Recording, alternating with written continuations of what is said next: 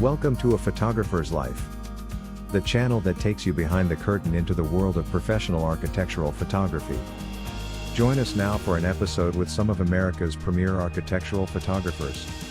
Today's broadcast comes from a recent Zoom meeting of the Association of Independent Architectural Photographers.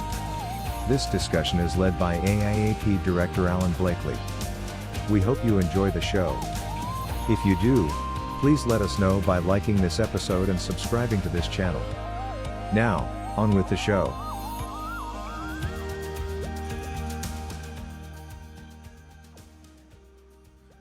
Big revelation to me when I first started using attorneys was them saying, well, let's cross this out and then let's add this. And so the first time I sat down with an attorney and went over a contract, and he was just cross out, no, we'll cross this out. And then adding an additional paragraph into a contract, and to find out that, yeah, it was accepted. That was just kind of startling to me. So all those contracts are, they're not set in stone. Yeah, they're negotiable. And I adjust those all the time. And just did one this week where it was a fairly dramatic adjustment from what they were asking for. And nobody was offended by it, least of all my client. And so I think that's a good approach. Yeah, and I also think that we live in a text and email world, and it's so impersonal. I think a phone call to your client, Norman, and say, look, I really want you to participate and win some awards, but why don't we consider making it not everything under the sun and just have a conversation about it? Because you're going to build that studio and hire an architect and then give those plans to your brother in California to build the same studio. They can kind of relate to the design aspect and that it's not just transferable. So I try and put it in their realm of sensitivity on the creative process, and how that there is additional licensing down the road, and you're happy to do it for free because you want to see them win awards. But for them to just grab it now and have it for everything under the sun,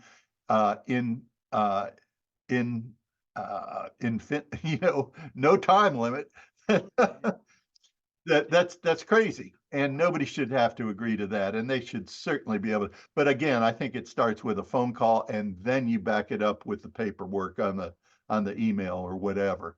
Most of you probably noticed that we kind of open it up on the front end and the back end, based on some conversations I've had with members who wanted to have kind of a little bit of open conversation time on the front end, maybe, and in the back end, aside from the formal meeting. So we'll be doing these with 30-minute chat time, if you want to call it that, before the meeting starts, and then leave it open for 30 minutes, and whoever's here can close the door when it's over with.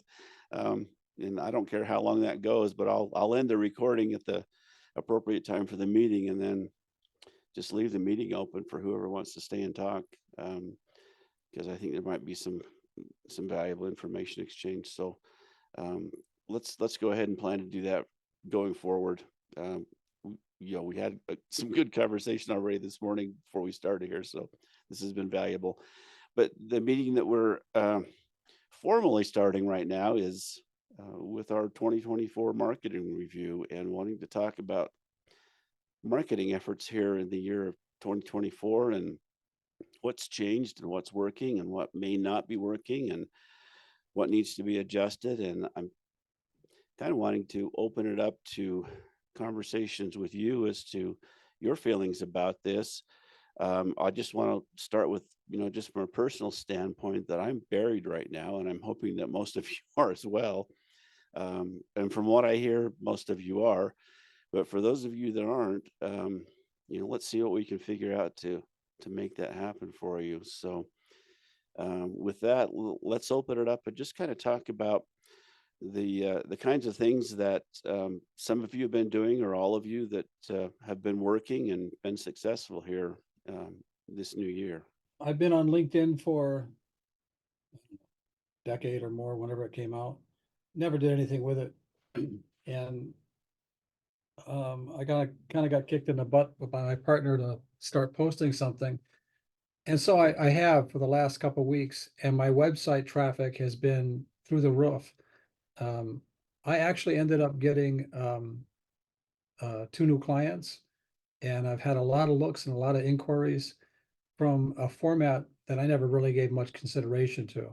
So, you know, that's the only thing I've done different this year. We were busy anyway, and we're busier, so I recommend doing that. I'm really surprised at it. I would have to second that wholeheartedly, because LinkedIn is the only social media platform that I give any attention to. And that it's been that way for the last 5 years, really. And that was kind of on the recommendation of some people who I respect, that I know that do digital media promotion for companies on a large scale. And they were talking about LinkedIn before I was really aware of what it really was and what it could do. And so that's all I've done for the last 5 years. That's where the bulk of my marketing effort has been. I also send out a quarterly email to clients and potential clients, and that's it. Facebook, Instagram, all those other social media platforms. For me, I don't spend any time at all with that. So LinkedIn is the one that seems to be the one that's productive for the niche that we're in. I was surprised that I got a job recently from LinkedIn, and I'm curious as to how you guys post.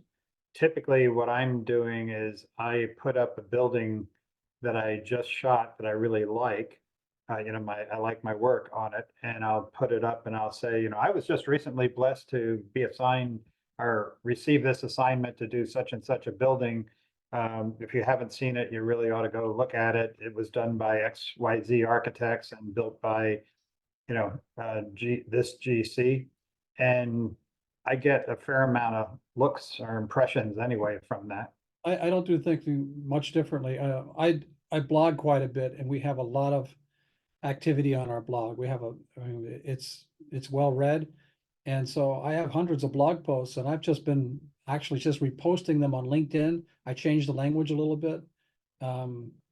So it's been easy for me because it's already done, but that's all I've been doing. And then some recent projects, I did post a few recent projects and had my clients go, "Oh, not yet, not yet. I haven't revealed it yet." So I thought, well, okay, I'll start posting some older stuff, but I'm really impressed with it, because I never gave it a second thought. Ellen had a post a couple of weeks ago, and Mary, she said, "You got to go on LinkedIn, look at Alan's post." And she said, "We need to start doing that." I'm like, yeah. And so we did, and I can't believe the difference. Yeah, typically, like Glenn was saying, I try to do a little research on the project, and even though I may only have one contact on a project, the person that hired me, I'll do a little research to find out who the team was, the developer, the build team, design, architect, developer, property manager, the interior design, anybody that has a stake in, who might want to license the photography per se, or who might want to repost this. And so I will tag them. I will put them in there, and then in LinkedIn you can, you highlight as you're creating the post. You highlight that person or that name of that company, and then that creates a tag that is clickable back to them. It's a hyperlink, and then I also try to use not more than about 5 hashtags in there that are appropriate. And I use a hashtag generator that creates hashtags that are most popular hashtags depending on a certain subject. And what I find is that I get a lot of reposts and likes and then connections from companies that are involved in a project that I would never have connected with otherwise.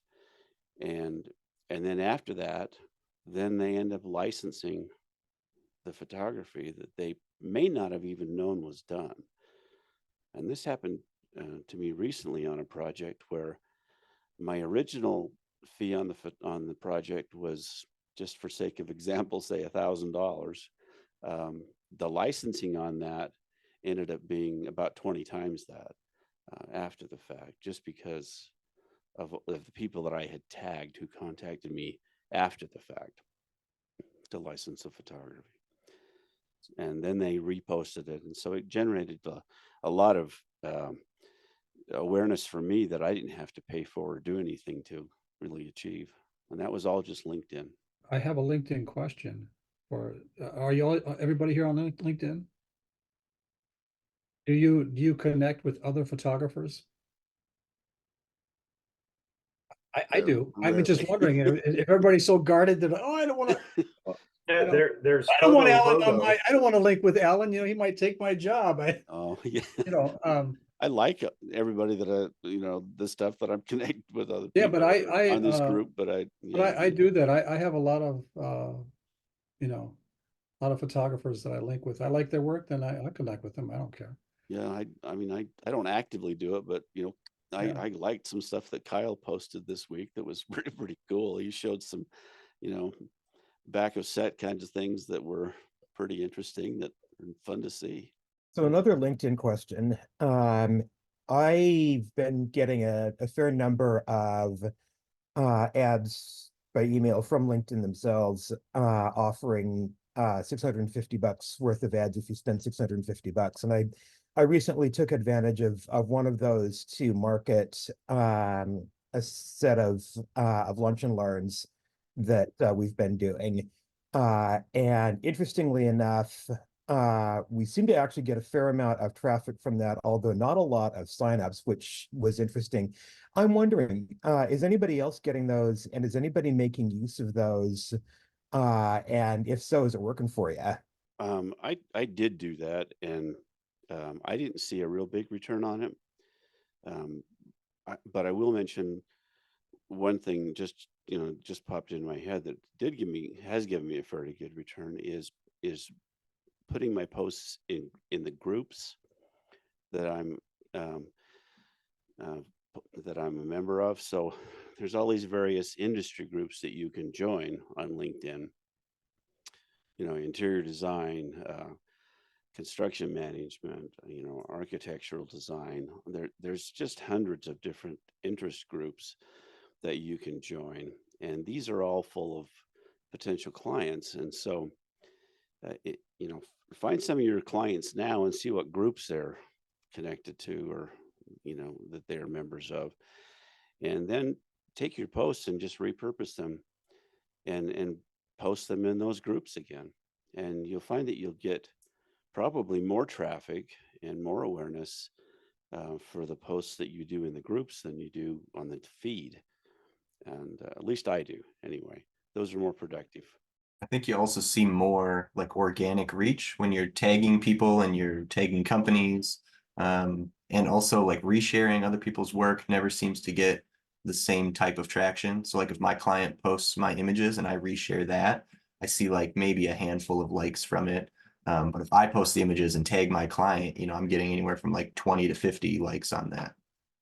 So it's kind of weird just understanding the algorithm and what LinkedIn likes and what they don't like. Even when you like link a blog post and share that, if I'm tagging people in that, I feel like I'm not getting the same amount of reach. It might just be people aren't interested in the content. Yeah, and honestly, I think that that the copy that you write that goes in your post has a lot to do with the reach that it achieves, and the number of reposts that you might get. And as much as I hate AI, there might be some advantages to at least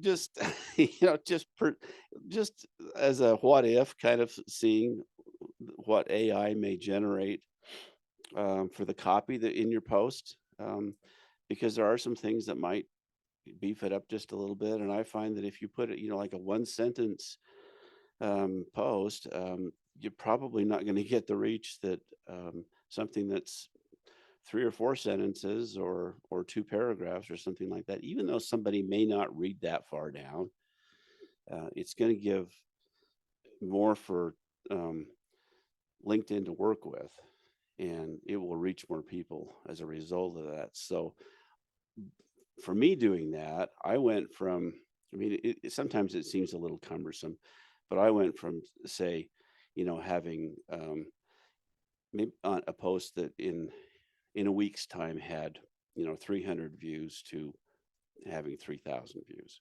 So that's the difference. You know what else I did, Alan, is we primarily do architectural photography here, but we do have a studio.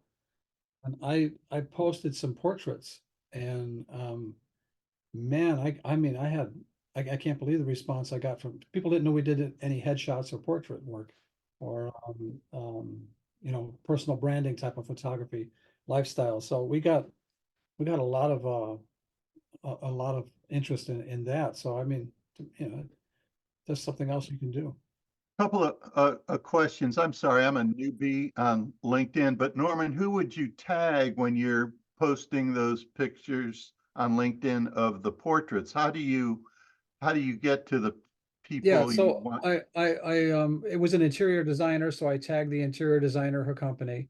And Okay. then I just did, hashtags, headshot photography, portrait photography, lifestyle photography, personal branding, that type of thing. That first post that I put up of Marietta, I put 3 or 4 pictures on there. I had people I never heard of contacting us saying, "Oh, great work, great shots. How did you light that?" So on and so forth.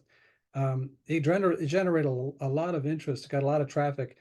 I think that one post we had 2,800 looks like the first day. So it was really something. And we don't actively seek that type of work. So it's a Right. nice still work sometimes if you get any, with the clients, it's nice supplemental work. Another question from a LinkedIn newbie. I know there's different levels of what you can subscribe to, and I think one of them's free, and then there's another level where I don't know what is recommended and what do you find is necessary to get the engagement you're looking for in terms of your subscription to Yeah. LinkedIn. You can get things going with the free subscription. The paid subscription gives you just more features. You can see who's looking at you. You have more connections. You can do internal advertising and posting like that. So you get more features uh, with having the professional version, and that's what I recommend. But you can get things started with the free version. Yeah, the premium version is gonna push you up in searches too. They don't they don't tell you that, but it does. um, if if you have that premium subscription, but you can also there are some promotional codes that if you were to shop around online, you'd find a promotional code for a discount on that premium subscription. So, but I'd recommend the premium subscription if you want to get serious about it. Also, one point about connecting with people is I'd recommend that you have a really well composed message that you include with your connection request.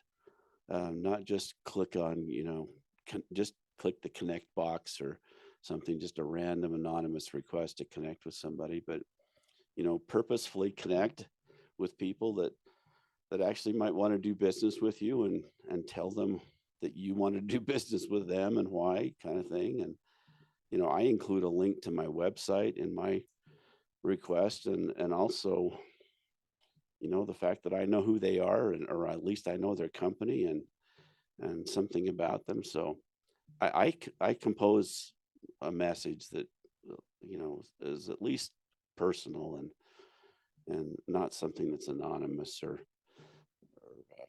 something that I could send to anybody. And in that way, the people I am connected to, I think, pay attention when I post something. So that would be like an individual request that you're reaching out to a specific person, and Yeah, then when you starting to build connections on LinkedIn, and that's part of the network that you start to build when you get on there, is you make these connections with people who you already know and who are clients. But then there are those that you would like to be connected with. And I think you have to have, you have to be honest and have some, legitimate reason to connect with them. Otherwise, at least for me, it just comes across as spam, because I get people wanting to connect with me, all day, every day to, you know, be a financial advisor or be a business coach or all these kinds of things. And I never connect with any of them. So, Yeah, one thing that I've actually done along those same lines is LinkedIn seems to be about every 6 months or so, for me at least. It may be different for others. They do a promo where you get a free month of LinkedIn Sales Navigator.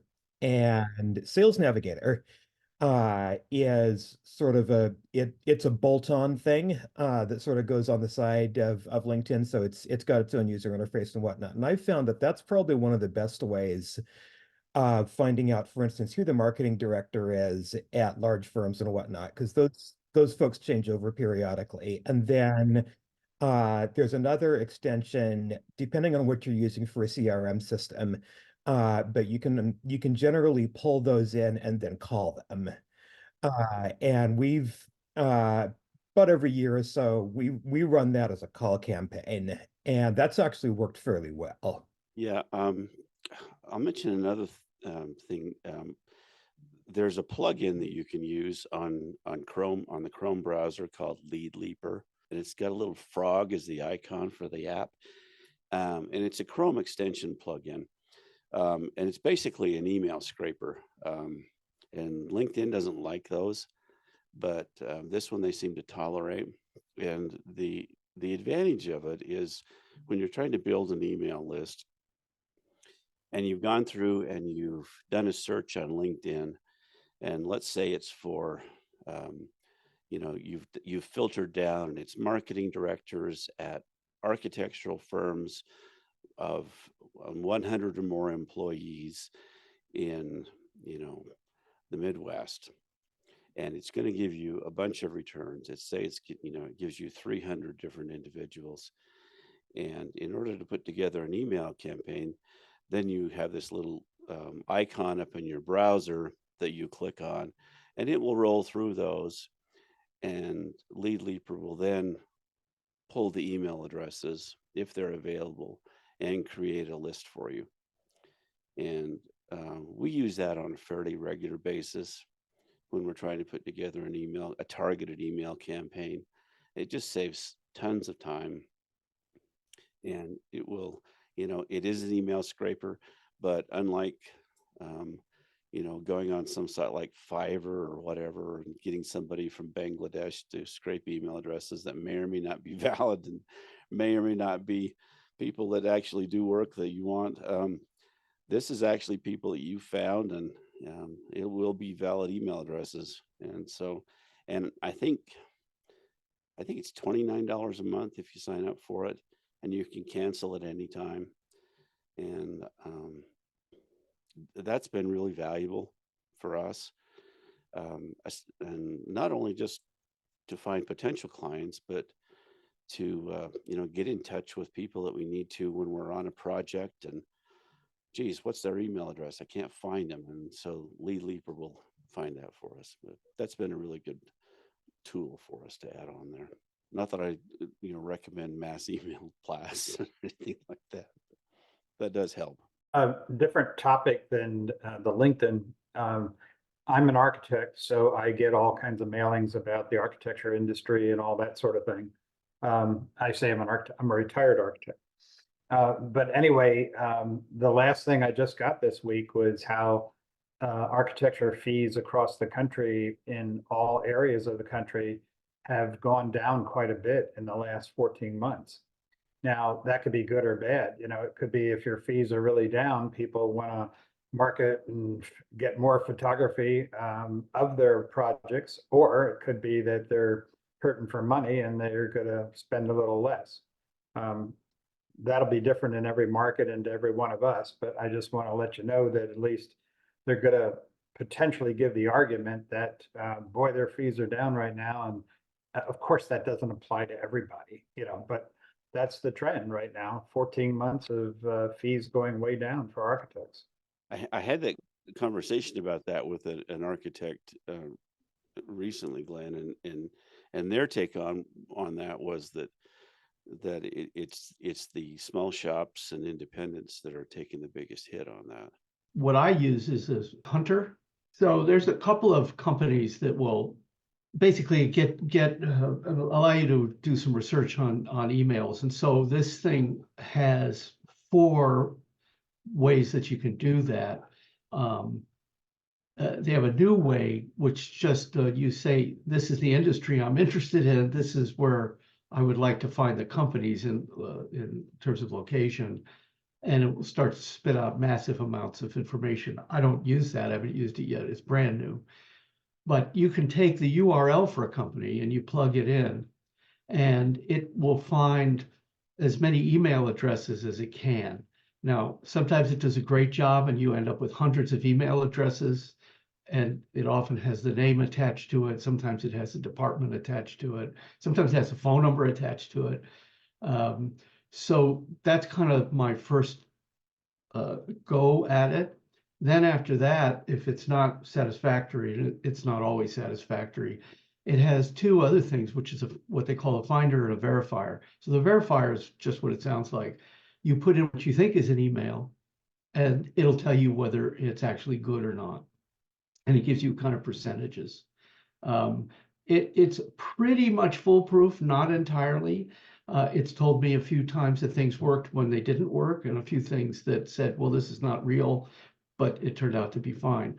But the other thing it does is Finder is you put in, if it's joeblow.com, and then you put in Barry Schwartz at joeblow.com, it'll tell you what emails come out of that, whether it's B Schwartz or Schwartz B or whatever. So I have found that as a first pass, typically after I've gone to LinkedIn also. LinkedIn is an amazing resource.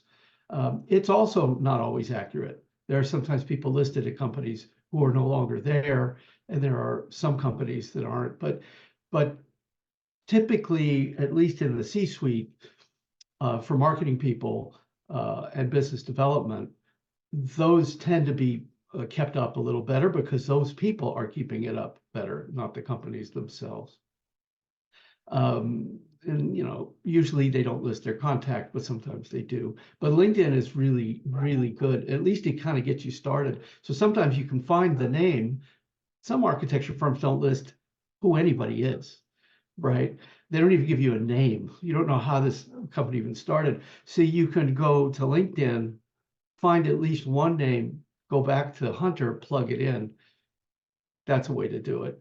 I mean, there's a lot of back and forth that happens. I also have to say, sometimes I don't use Google, I use DuckDuckGo.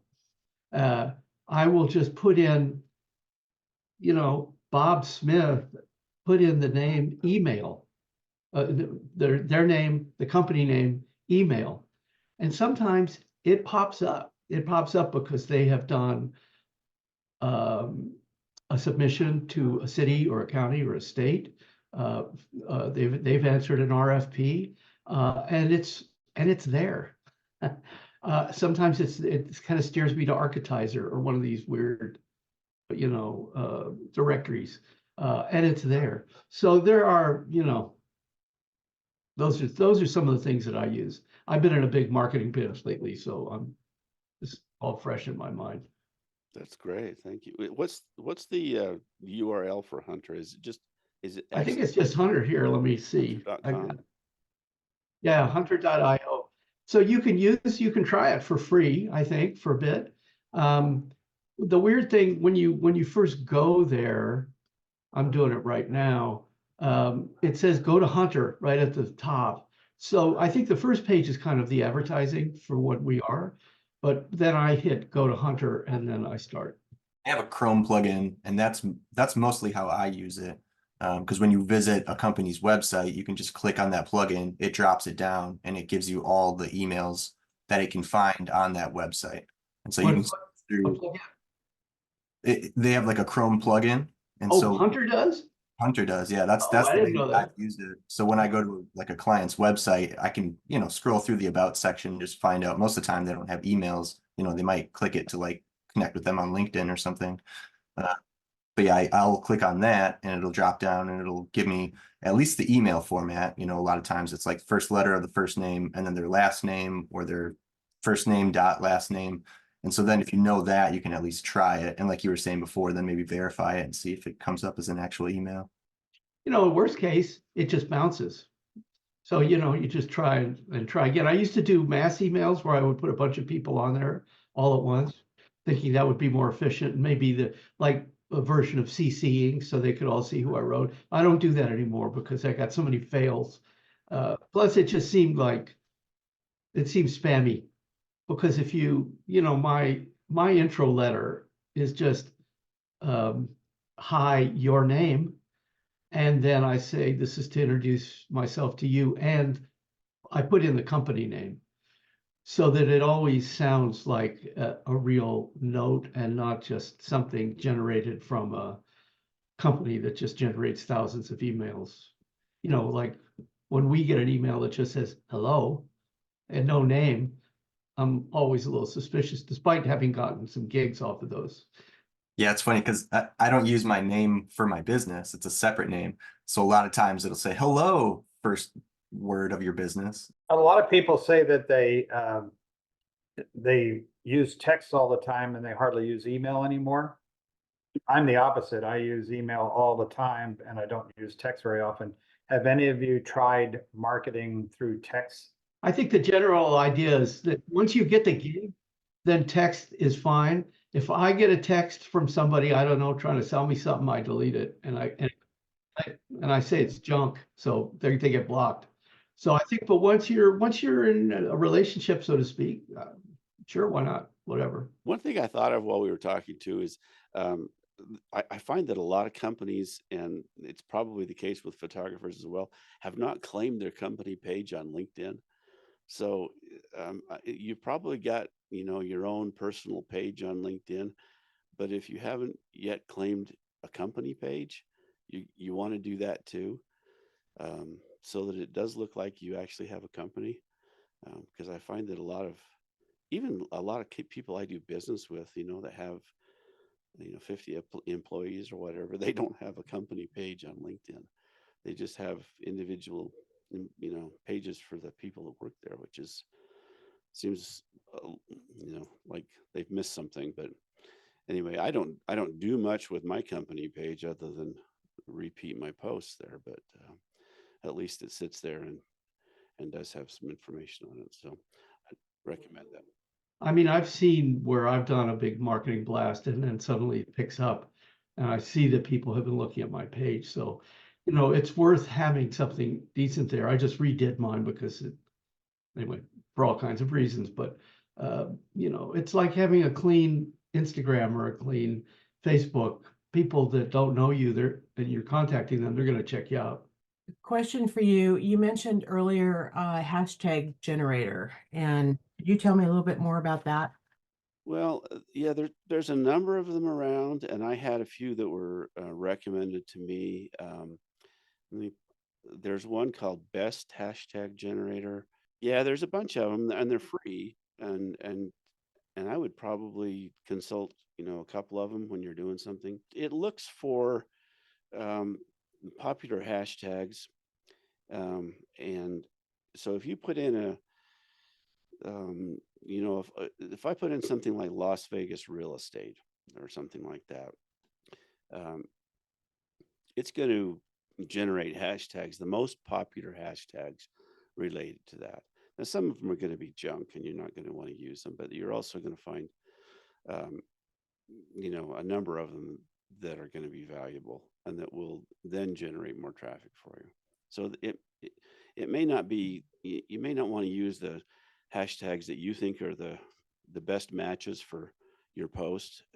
I would recommend you use the ones that are, the most popular matches from one of these generators. And that was something that was recommended to me by a marketing company because I didn't know anything about that. I was just using ones that I thought were really good matches, and they said you're missing it, and I was. So When I started doing it that way, then all of a sudden my traffic went up. Yeah, I was gonna ask because I'm using just ones that I think are good. And I'm not necessarily seeing a difference when I include them or don't include them. I think mostly like the second connections and the people who I'm not directly connected with who are liking the post are seeing it from people that I'm connected with. It's like when somebody, my client or whoever likes it, then all of a sudden it shows up in their feed that so and so liked it, and then they might see it. But I'm not sure that the hashtags I'm using are actually getting me any traffic. So I'm curious on other people's, views on that. Are you talking about using hashtags on like Instagram and things just to get some This is attention? on the bottom of a LinkedIn post, and Oh, okay. LinkedIn recommends that you don't use more than 5. I think that's the current recommendation on that.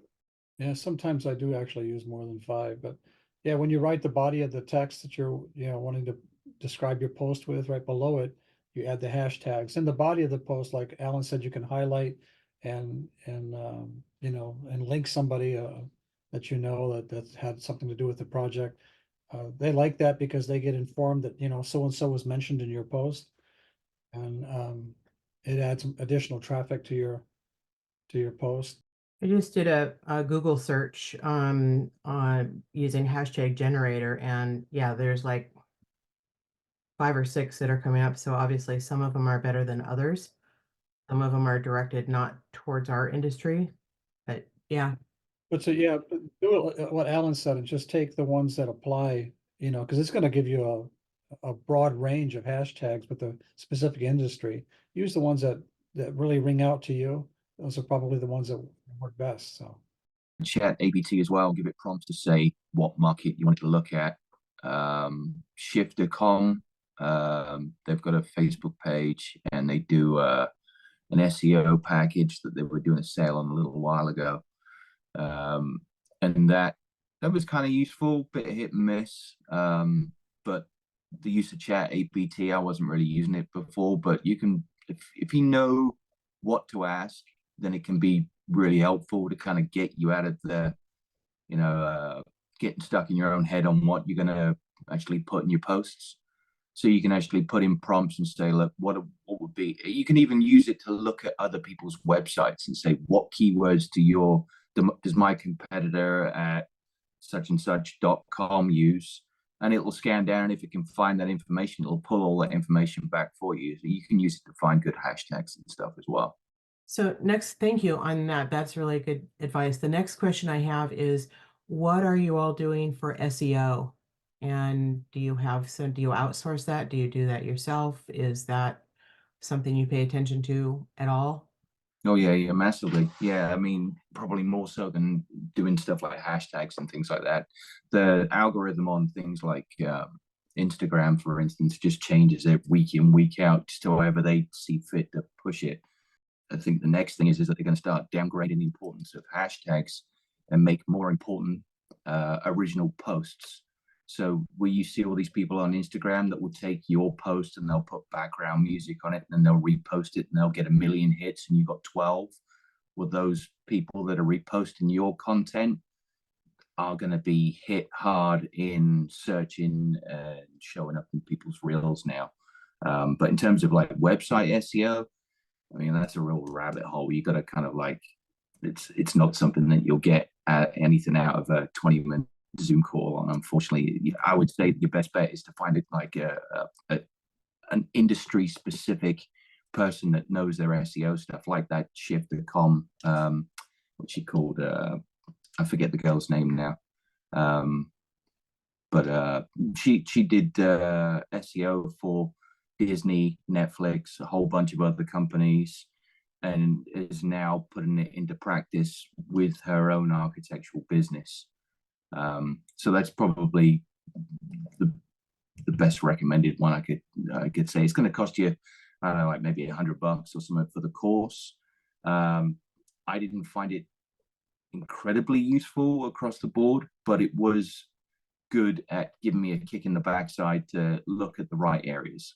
If you do a search for Shifter.com, either on Instagram or Facebook, you'll find it, and a lot of their stuff is linked out pretty well. This is not directly applicable to us, but my favorite usage of hashtags and just social media as a marketing tool is from Arts Driver. So Arts Driver is a very, very successful editorial and advertising photographer.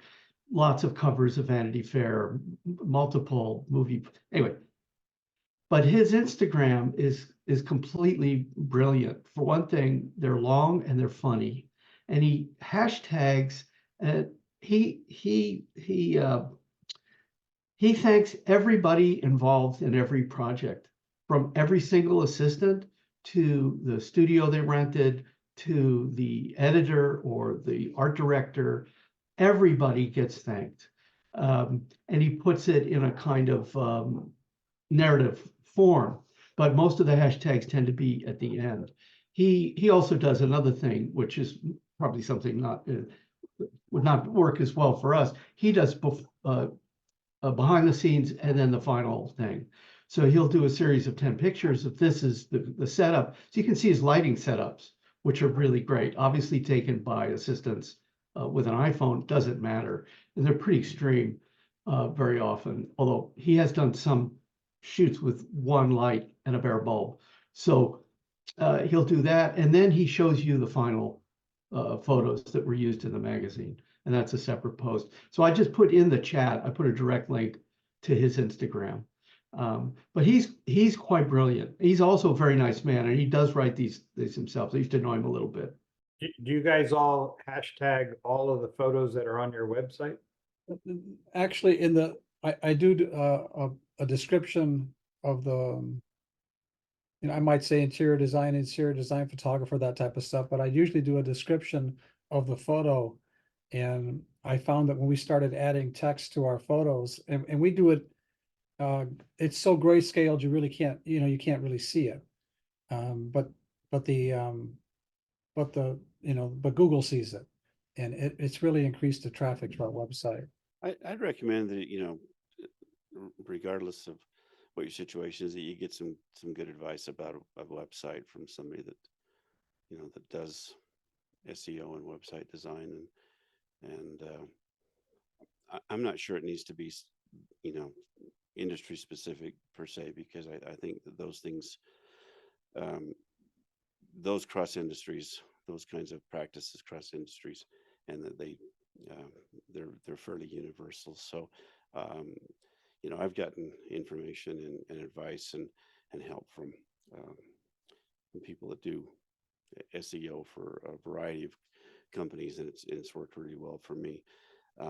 There are some, I'll probably get in trouble for saying this, but there are some people on the scene right now that are kind of, I think, taking advantage of the architectural photography industry, and maybe not adding a lot of value, but scooping up some income. And I'm a little, I'm hesitant to say too much, but I would be a little cautious about buying into too much that's going on with some of those situations, without naming names, because I don't think they're adding any value, and I think they're being run by people who are not at the top of the industry.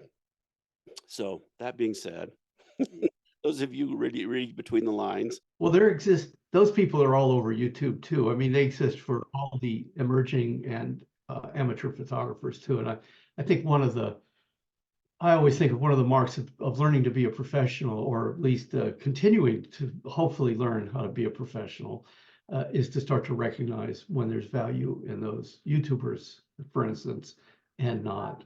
And that includes the other companies like the one you just mentioned. Well, and and we, I am bombarded constantly, and have been this past year, to try to align the AIAP with some of these, one in specific, and have said absolutely no, oh hell no, and and so that's kind of where I am on that.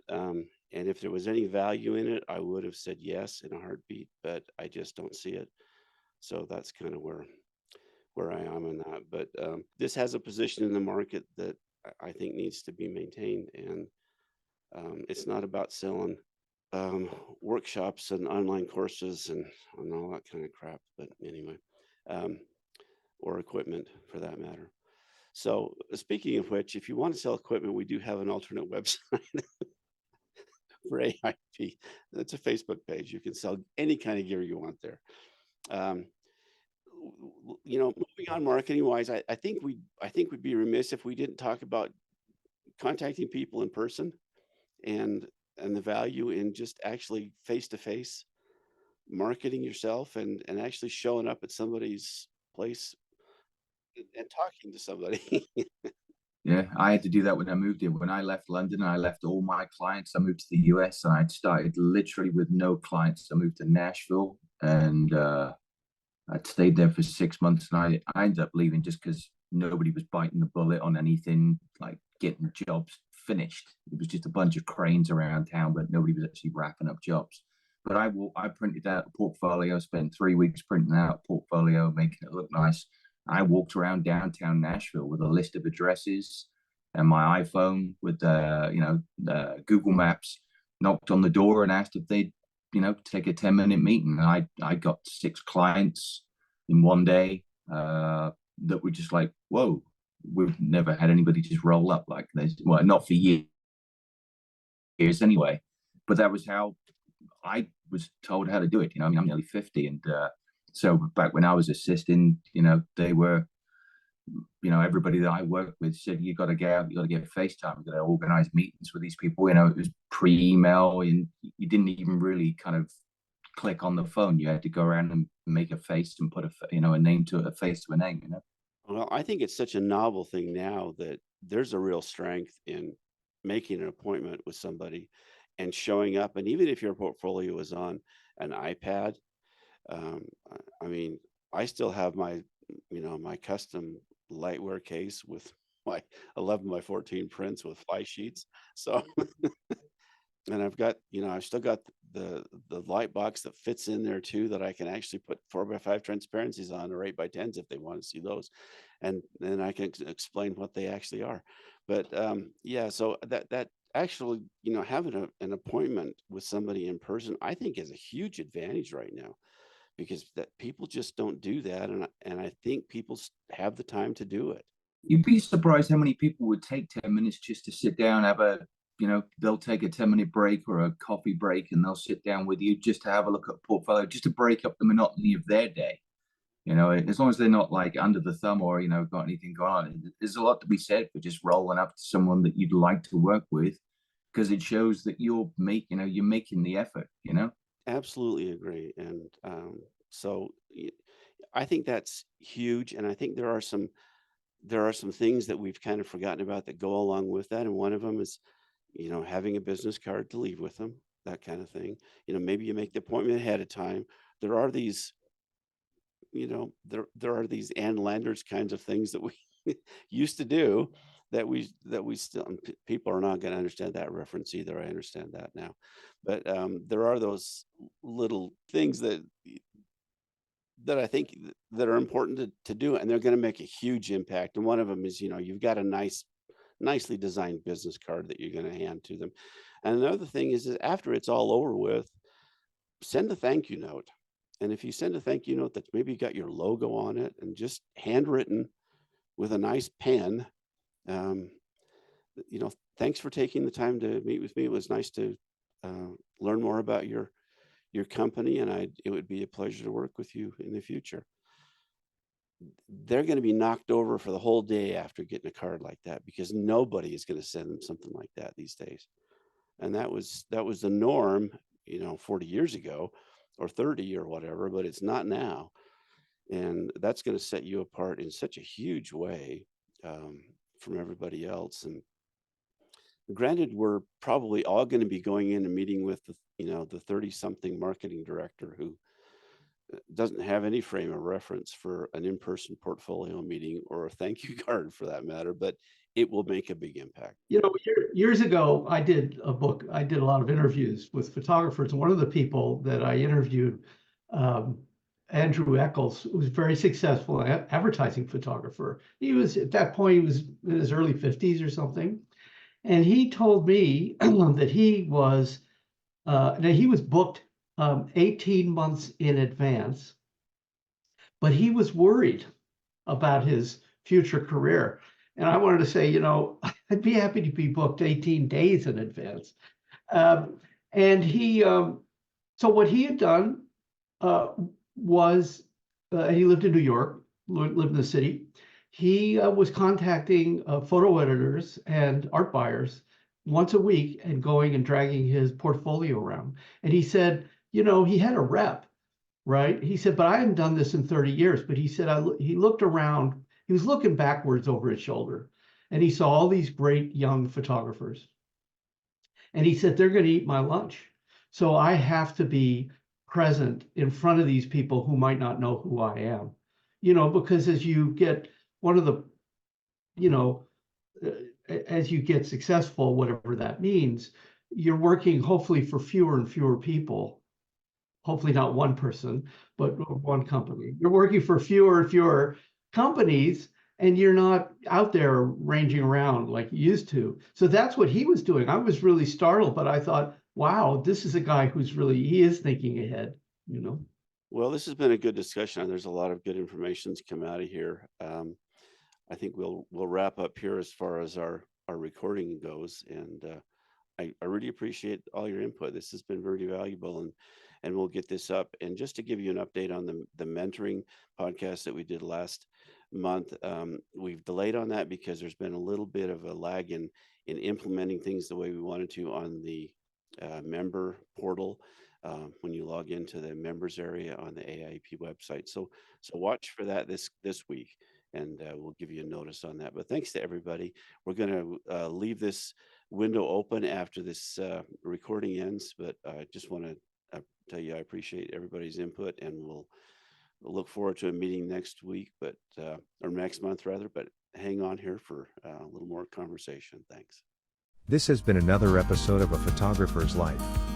If you've enjoyed this program, please let us know by liking this episode and subscribing to this channel. A Photographer's Life is brought to you by the Association of Independent Architectural Photographers.